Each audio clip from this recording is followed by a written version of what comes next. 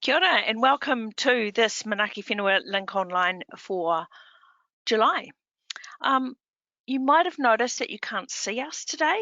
We are all here and ready to go with this great talk. You can't see our smiling faces just because for some reason the GoToWebinar platform is not accessing our cameras. So we're sorry that it's a little bit of sort of voices from space, but the pictures are great. So hang in there. It'll still be good. Today we are talking about trees again, but this time we move to the city and think about the trees and vegetation in urban landscapes. This is an interdisciplinary project and brings together data sciences, urban ecology, social research, and nature-based solutions. The presentation will be led by Dan Richards. Dan is a landscape ecologist and he'll be supported in this work and in the presentation by Robin Simcock, Joe Kavanagh and Graydon Diprose. They're also working on research relevant to urban environments. I'll be back at the end to help with your questions, so don't forget to put them in the chat box as soon as you can. Over to you now, Dan. Thanks, Christine. Yep, kia ora koutou, and thanks for joining this presentation.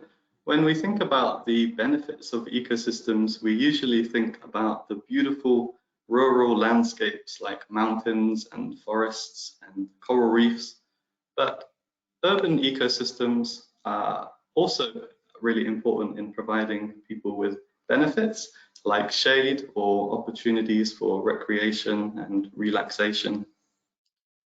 Urban ecosystems are also important because most people live amongst them and experience them on a daily basis. 9 out of 10 people in Aotearoa live in a town or a city. Urban ecosystems are also under pressure as cities grow and densify, and this report earlier this year from the Parliamentary Commissioner for the Environment talks about this in some detail. It also includes some work from Manaki Whenua. This is by Brendan Martin, this graph here, and it shows how over the past 80 years, our cities have typically become less green. If we want to protect our urban ecosystems and improve them in the future, we need to understand the benefits that they're providing to people and explain and quantify those benefits to make the argument for why we need to protect green spaces. We also need to understand how urban ecosystems vary across a city so that we can identify the areas that are doing pretty well and also the areas where it might be important for us to go in and improve things. There are many diverse benefits of urban ecosystems, and we don't have time to even look at them all, let alone talk about them today. In the presentation today, we're going to talk about these 5 benefits here that we've done a little bit of work on. And we're going to talk about a case study from Ōtautahi because it's one of the cities that's received a bit less attention, and also because many of us live here. To give some idea of some of the kind of methods we're using in this analysis is a little bit of an introduction. Because we're interested in a whole city, we have to zoom out a little bit, and we're using some remote sensing methods. So first we start with a high resolution image like this, and then we can classify which areas of the image are vegetation. We also categorize the vegetation into different types, for example, differentiating between grass or shrubs or trees. And because we have LiDAR data for the city, we can also quantify the relative height of the vegetation canopy. And all of these different characteristics of the urban ecosystem are important in determining which benefits and how much benefits we get from them. We can also extract the individual tree locations. This is by running an algorithm. So for every tree, we can estimate its height and the size of its canopy, which will come in use a bit later as well. The first benefit that we were interested in was the carbon stock stored in the tree biomass. We estimated this in using quite an approximate method from the height of the tree and its canopy size using some general multi-species allometric equations. It would be much more precise and accurate to go and measure every tree in the field individually, but the benefit of this quite approximate method is that we can scale up and run the analysis over the whole city to get a rough estimate of the total carbon stock. And also to say this is not including the important stocks of carbon that are in the soil, for example, which are even more difficult to measure and very uncertain. So in total, this is the estimated carbon stock held within the trees. It's equivalent to about 1.4 million tons of CO2. And this seems like a big number. It is quite a big number. We really don't want to lose this carbon by deforesting the trees, but we also have to get some perspective on it. And so this is equivalent to about 50% of the annual emissions from the city. So every 6 months, all of the energy and transport and so on that's going on in Christchurch is releasing the same amount of carbon as is held within the trees. Trees also provide us with shade. Maybe this is not such an important benefit now in the winter, but it is sometimes important in the summer. So to do this analysis, we used our 3D model of the buildings and the vegetation and modeled the shade under very specific set of circumstances on the 1st of February 2019, assuming that there is no clouds. And this allows us to estimate how much shade is being provided, how much is being provided by the trees, and where it is. If you were at an average location, you would be provided with shade only about 5% of the time. But of course, this really depends on where you're standing. And so it's really important that we have patches of trees scattered across the city that allow us to go and gain some respite from the heat.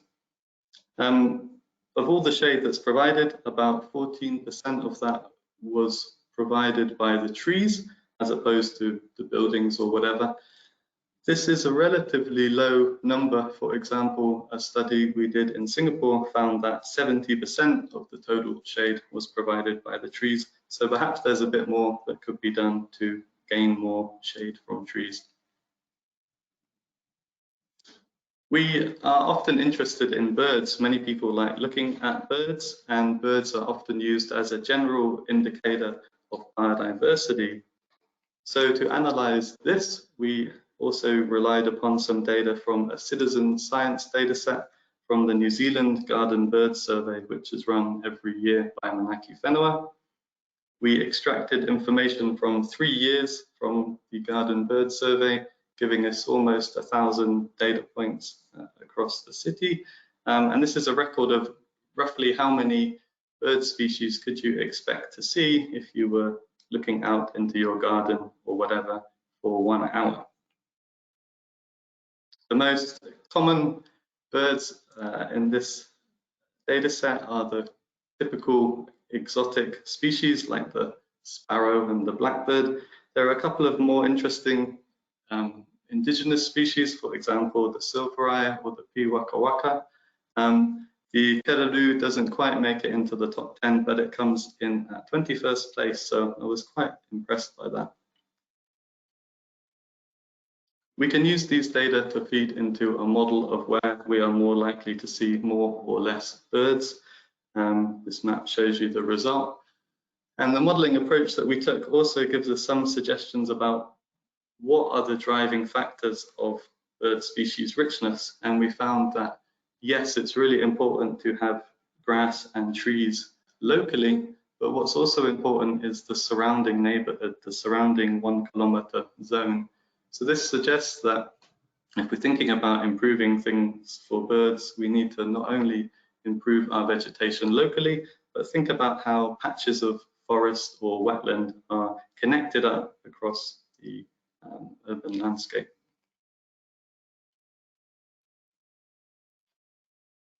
Urban ecosystems also provide an important function in soaking up rainwater. This is known as the runoff retention capacity. We modeled this using a method from originally civil engineering called the curve number method. And what we do is we simulate under a very high rainfall event of 137 millimeters, how much of this rainfall would be retained in the ecosystems and is therefore not running off and causing a chance of flooding.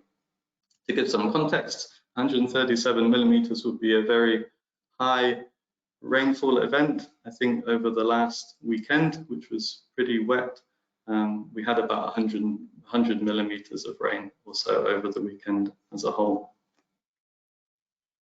So again, we get a map showing the hotspots and cold spots for runoff retention. Overall, if we'd assumed that the rain was falling evenly everywhere, 22% of the incoming rainfall would be retained by the urban ecosystems, but this was very variable, and within some neighborhoods or some subcatchments, it could reach up to almost 50% of the incoming rainfall.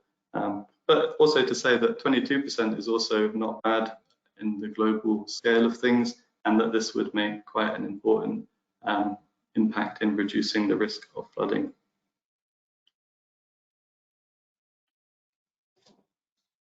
It's really important for people's psychological well-being and for their physical health to have access to outdoor spaces, and particularly to have access to green spaces. The World Health Organization has set a recommendation that everybody should live within 300 meters of a green space of a certain size and some other characteristics, which is represented on this graph by this green box here. So we analyzed the distance to the nearest outdoor space for every household in the city, and this is the distribution. It's really amazing actually that 89% of the households are meeting this World Health Organization recommendation. They are within 300 meters of a public park or other outdoor space. And this is a really good score, and I think the city should be really proud of it. When we did an analysis of more than 2,000 cities around the world, that population of people, only 51% of them had sufficient access to a good green space. So Christchurch is really ahead of the rest of the world in this regard. There are also benefits to having some of your own private green space, you know, having a garden where your kids can play in the mud, or you can have a barbecue, or you can grow your own food. And so we also analysed how much vegetated cover is there within each of these household land parcels. These are the results. The average house has about 250 meters squared of their own private green space. I couldn't find many examples from around the rest of the world where this has been done, but it seems quite a high number to me. For example, I did find some data from London where the average garden is only about 35 meters squared in size.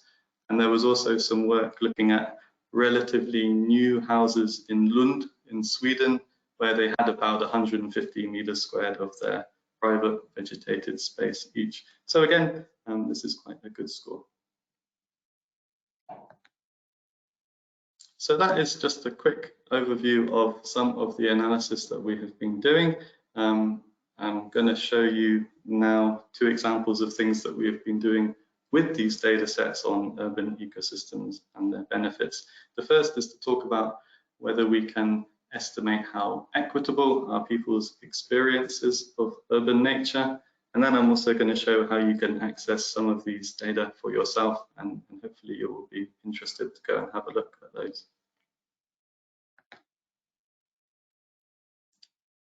To measure whether or not people have equitable experiences of urban ecosystems, we have used data from the census to estimate an index called the Economic and Social Vulnerability Index. So this takes into account a lot of things like the average income within each census mesh block, and whether or not people have their own vehicles or access to the internet and so on. And it allows us to simplify a lot of the complicated information, which is really important, and come up with a basic indicator or ranking of the least economically and socially vulnerable to the most economically and socially vulnerable neighborhoods based on these data. So this map gives you an idea of the results there, with the more dark purple areas indicating the most vulnerable neighborhoods. And we use this indicator of economic and social vulnerability and cross-referenced it with our information on where the different types of urban ecosystems are and their benefits. If you live in a census mesh block that has a higher vulnerability index score, then you are likely to have less urban ecosystem cover, quite a lot less, 45% less if you compared the most vulnerable and the least vulnerable end of the scale. And you also have less tree cover. And finally, we looked at 9 indicators of different types of ecosystem benefit, including the ones I talked about earlier. And for 8 out of these 9 types of benefit, you are likely to live in an area that has a lower performance. And these images just show you some examples of quite a low vulnerability and high vulnerability neighborhood. And you can visually see the difference. There's much more green cover in the low vulnerability area and also more trees.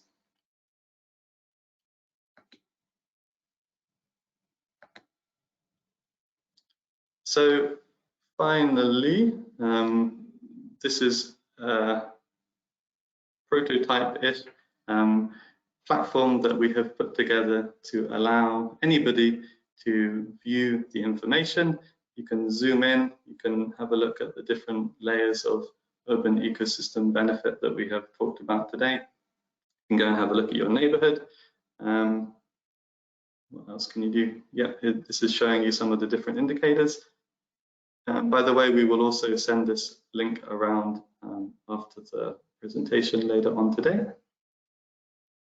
This is the shade indicator. We're now zooming in to have a look at the shade provided by each of the trees and hedgerows. And hopefully we will soon also get to see the legend. Yeah, so it's important to know what are the units of the maps that we're looking at. So yeah, all of that is now publicly available and accessible. You can go and have a look. Also at the top, there are 2 links, so you can visit the Manaki Whenua webpage and have a look at that in general, but also there is a second link here saying full report and data. And if you click that, you will be taken to this second web page here, which is our data store page. So on here, you can download the method summary, which gives a little bit more information on how we generated all of these pieces of information, and importantly, some of the caveats and uncertainties in them. And you can also download the data in a raw format that you can use in your own geospatial software, or you can use for your own analyses. It's all open access. So yeah, thanks a lot for listening. In summary, there are some amazing benefits provided by urban ecosystems, particularly as we've seen from this case study in Ōtautahi. We have developed some quite high resolution spatial data sets to have a look at measuring these things and also looking at variability across the city. And hopefully some of you will be interested to have a look at these data viewers and maybe download the information for yourself. We are really interested to keep on doing work on urban ecosystems. There are several other projects going on at the moment in other cities.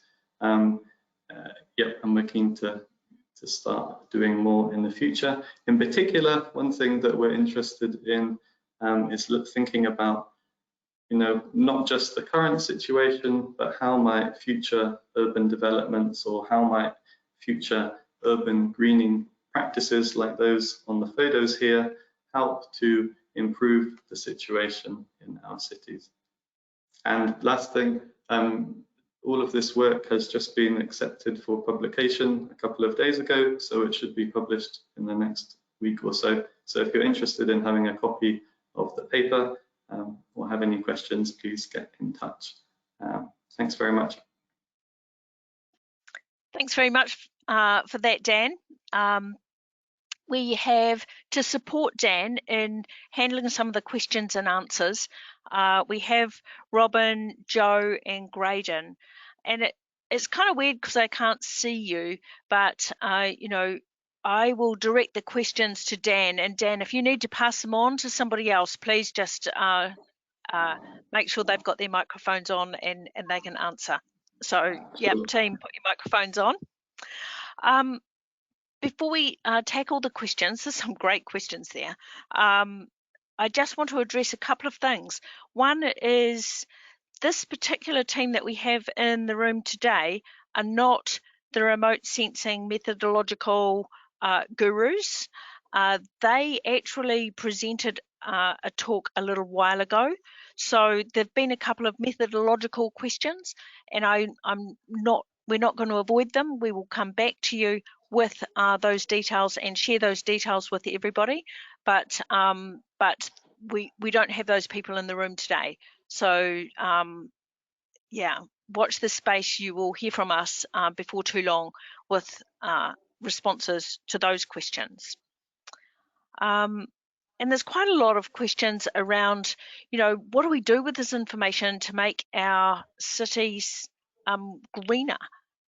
So perhaps in a general way, rather than tackling every specific question, I wondered if one of you or all of you could maybe just talk about some of the everyday changes that might enhance greening in our cities. Thanks very much. Yeah, I think, Robin, this would be a good one for you. Or anyone else, please jump in. Morena. The link it's particularly strong with is with WaterSense urban design, which are the examples and the photographs that you see on the screen. So on the left, it's converting impervious roofs to green roofs down in Otago, converting impervious parking spaces to pervious, like in the centre, and in the right, Ōtautahi's got fantastic examples along their riparian corridor of water sensor design in terms of rain gardens and swales. So converting pipes to green infrastructure would be a key change. Anything that this is Jo here. anyone else would add? Yep. Yeah, Jo here. Yeah, I just sort of add, I mean, we'd be really keen to kind of talk to different councils as well, because I think there's an opportunity in terms of informing future policy. I mean, as Robin pointed out, particularly in the stormwater water sensitive urban design sort of space, but also sort of helping to understand what areas across a given city would be able to be targeted for getting the greatest benefit of it, and so incorporating those sorts of things into the policy and planning documents looking forward. So that's another opportunity that could be there. That's great, and that addresses the demand that's evident in these questions for similar work to happen in other New Zealand cities. So rest assured, we'll tackle that. I've got a couple of Christchurch specific questions that perhaps this research might have some insights for. Do we know that, just theoretically at least, the canopy cover in Christchurch relative to other New Zealand cities? Oh, that's a good question, actually. It gets tricky because there's been some really great work done by Justin Morganroth from the University of Canterbury on mapping the urban forest in much more detail than we have done here. The tricky thing is that every city at the moment uses their own methodology, so making a direct comparison between them is a bit difficult. Yeah. Great. And the work that you've done, and I don't know if it's sensitive to this, but did you explore the ratio of exotic to indigenous trees? No, that would be really interesting as well. Yeah, we're dealing with quite a zoomed out, very broad types of vegetation here. So we, at the moment, from satellite, we can't pick up which ones are exotic or indigenous. But yeah, that's a really interesting question as well. And this is another specific Christchurch one, and I don't know if our work goes back far enough, but do we have data or information about how the earthquakes affected the percentage of trees in Christchurch? I'm not sure. I mean, we definitely haven't done that here because we only looked at one time point. Joe, do you know of anything about this?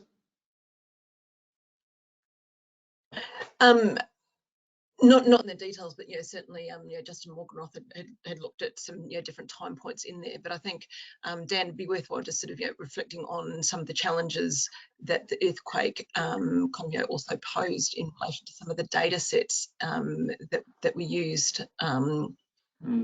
Yeah.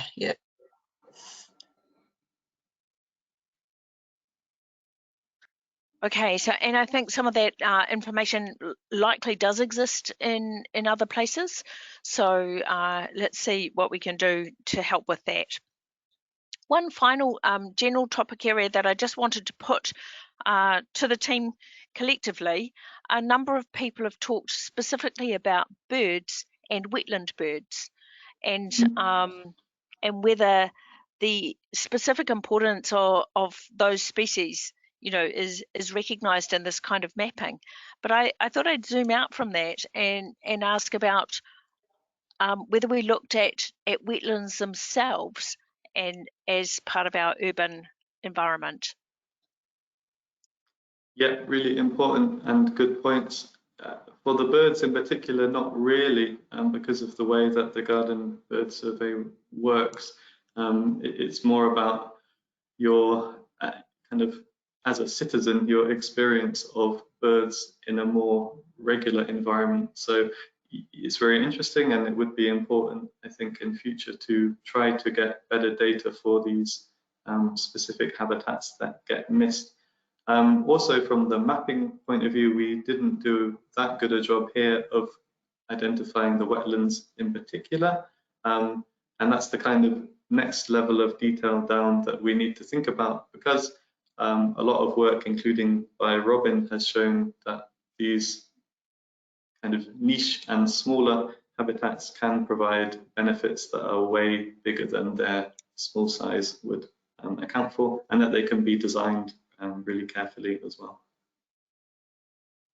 So I would just add that Ōtautahi has got, because the critical way that stormwater is managed is through wet infiltration basins or dry infiltrations or wetlands. Auckland is the same, quite a big shift from using sediment ponds through to wetlands, and we don't have an understanding for their specific value for wildlife other than when they are desludged. We find tuna in most of them, and there's been reasonable tuna work or eels in both Christchurch and in Auckland, establishing their value for those. How healthy the tuna are is not established, but yeah, wetlands have huge potential because they tend to be slightly larger area, and one of the decisions is how to connect it or not to surface waters. Fantastic. Look, there are some great questions. We're going to have to take a little bit of time to deal with all the comments and questions that have flooded in. Thank you so much, everyone, for that. And a big special thanks to Dan, Robin, Joe and Graydon. There are lots of resources around this work, so I would encourage you to have a really good look at the follow-up email and click some of those links to learn more about this area. I suspect we'll be talking about the urban ecosystem again in future LINK webinars, although next month's topic is in the biodiversity space. So watch your inbox for an invitation to that, and we look forward to seeing you again next month. Bye for now.